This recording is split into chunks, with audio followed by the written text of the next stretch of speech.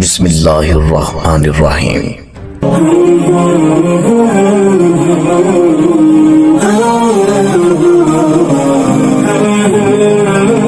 تمام ناظرین کو میرے چینل میں دل کی گہرائیوں سے خوش آمدید اور محبت بھرا السلام علیکم۔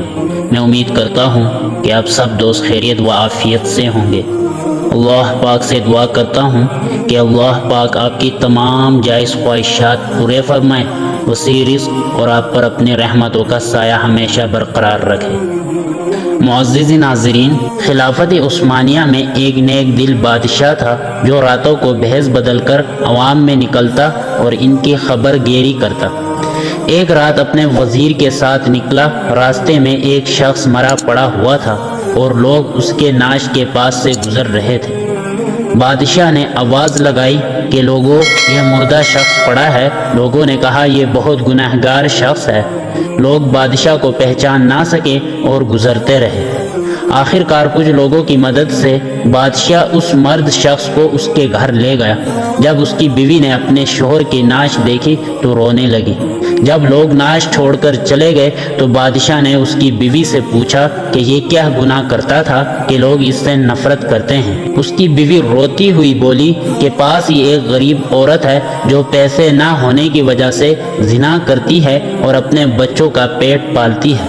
اس شخص کے پاس جب بھی پیسے آتے اس دن یہ اس عورت کے پاس جاتا، اس کو پیسے دے کر واپس آ جاتا۔ لوگ سمجھتے کہ زنا کرنے جاتا ہے، حالانکہ واپس آ کر یہ الحمدللہ کہتا، آج اللہ تعالیٰ نے ایک مرد اور عورت کو زنا سے بچا لیا۔